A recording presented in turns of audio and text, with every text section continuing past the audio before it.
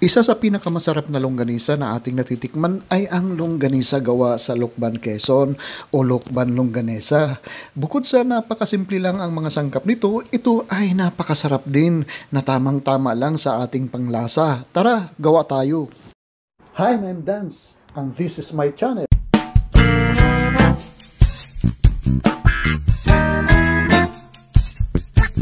500 grams na ground pork na may 20% na fats ang ginamit natin dito at magdadagdag lang tayo dito ng 1 tablespoon na rock salt at saka po 1 teaspoon na ground black pepper. Idagdag na rin natin dito ang ating 1 tablespoon na sugar, granulated sugar. At ako po ay naglagay din ng 1/2 teaspoon na vitsin o optional lang po ito kung gusto nyo lang po ito. At ito po ay 1 tablespoon na paprika powder. At naglagay din ako dito ng 1 tablespoon na dried oregano at saka 1/2 tablespoon na minced garlic. At idagdag na rin natin dito ang ating 1/4 cup na vinegar at pagkatapos ay hahaluin lang po natin ito.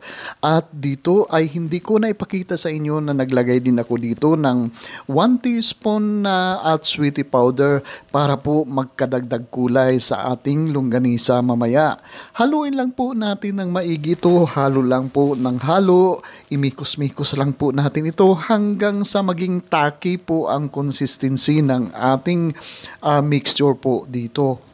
At habang hinahalo natin ang ating longganisa mixture dito, ay i-shoutout natin si Yayang's Vlog ng Bohol, Raul Comendador ng Surigao, at saka kay Linda Manyati ng Grace, Italy. Maraming salamat po sa patuloy niyong pagsubaybay o pagtangkilik sa aking mga video recipe dito. At ngayon naman ay ilalagay na natin ang ating mixture sa ating collagen casing na nabili lang po natin online. At ito po ang gamit ko sa paglagay ng ating longganisa sa ating mga casing dito.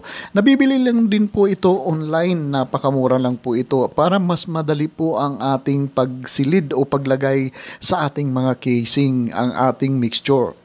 At susundan nyo lang po kung paano ko inilalagay o pinapasok sa ating mga casing ang ating longganisa mixture po dito.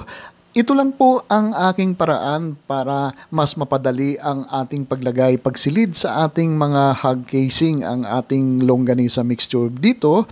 Ilalagay lang, ipapasok muna natin ang ating collagen hog casing at pagkatapos po ay ipapipe out natin ang ating mixture dito. Hindi kailangan na tuloy-tuloy ang ating pag-pipe out sa ating mixture dito kasi po puputol-putulin natin ito ang ating longganisa dito. Ito po ay aking nakikita pag ako'y bumibili ng longganisa sa Lukban, Quezon, na ganito ang pagputol nila o pagtali ng kanilang mga longganisa doon. Ituloy-tuloy lang po natin ang ating pag-pipe out sa ating longganisa mixture sa ating mga casing.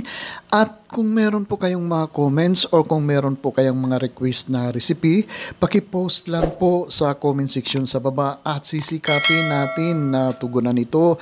At habang patuloy kayong nanonood sa ating pag-pipe out ng ating longganisa mixture, ibig sabihin lang yan ay nagugustuhan nyo po ang video na ito. Paki-comment nyo naman po kung saan lugar kayo nanonood at ang para ma-shoutout ko po kayo sa susunod kong mga video uploads. Ito po ang ginamit ko pong pangtali. Ito po ay yung nabibili lang na anong tawag dito? Kitchen tie.